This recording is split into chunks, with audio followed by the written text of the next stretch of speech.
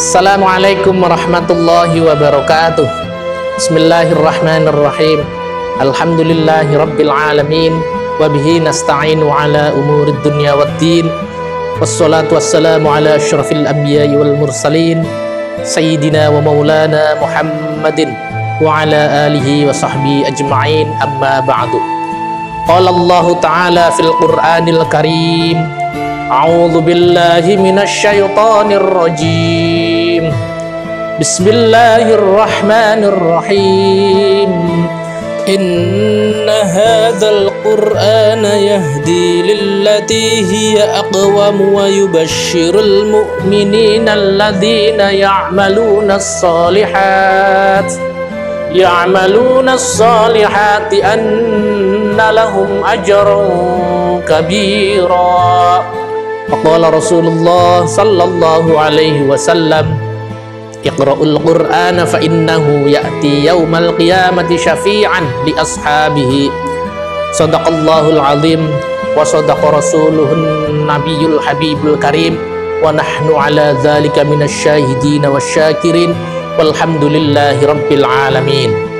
Anak-anakku yang Bapak cintai, ayah bunda yang dirahmati oleh Allah Subhanahu wa taala, marilah kita bersama-sama selalu memanjatkan puji serta syukur kehadirat Allah Subhanahu wa ta'ala yang telah memberikan kita beribu-ribu nikmat, berupa nikmat iman, nikmat Islam, nikmat sehat walafiat, sehingga kita semua dalam suasana penuh kebahagiaan bersama keluarga yang kita cintai, dengan harapan mudah-mudahan kita semua selalu dalam bimbingan Allah Subhanahu wa ta'ala dan selalu dalam lindungan Allah Subhanahu wa ta'ala. Amin ya rabbal alamin.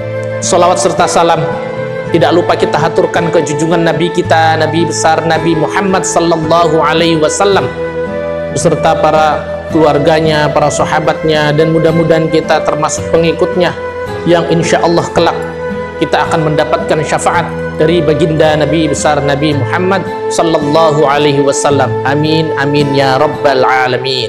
Anak-anakku yang Bapak cintai, ayah bunda yang dirahmati oleh Allah Subhanahu wa ta'ala, salah satu amalan sunnah yang sangat dianjurkan kepada umat muslim adalah membaca Al-Quran atau bertadarus Al-Quran. Namun sayangnya ibadah ini sering kali ditinggalkan dengan alasan kesibukan, padahal keutamaan membaca Al-Quran adalah diantaranya sebagai berikut. Yang pertama, apabila seseorang beristiqomah dalam membaca Al-Quran, maka Allah Subhanahu wa ta'ala akan memberikan kebaikan dan pahala yang berlipat ganda.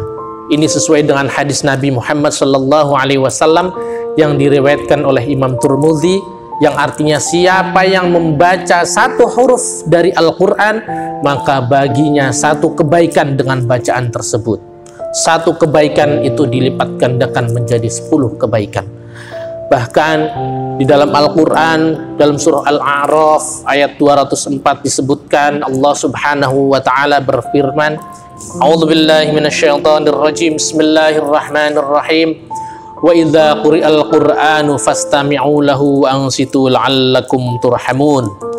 Yang artinya, dan apabila dibacakan Al-Quran, maka dengarkanlah baik-baik dan perhatikanlah dengan tenang agar kamu mendapatkan rahmat. Al-Quran surah Al-A'raf ayat 204. Anak-anakku yang Bapak cintai, ayah bunda yang dirahmati oleh Allah Subhanahu wa ta'ala, keutamaan yang kedua dalam membaca Al-Quran adalah akan mendapatkan syafaat di hari kiamat.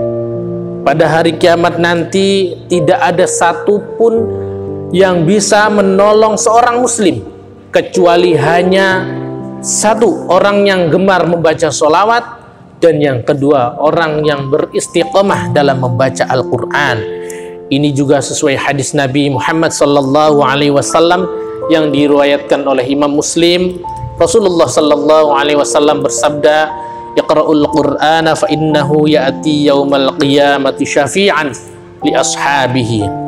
Bacalah sekalian Al-Quran, sesungguhnya Al-Quran itu akan datang pada hari kiamat sebagai penolong bagi para pembacanya. Hadis riwayat Muslim.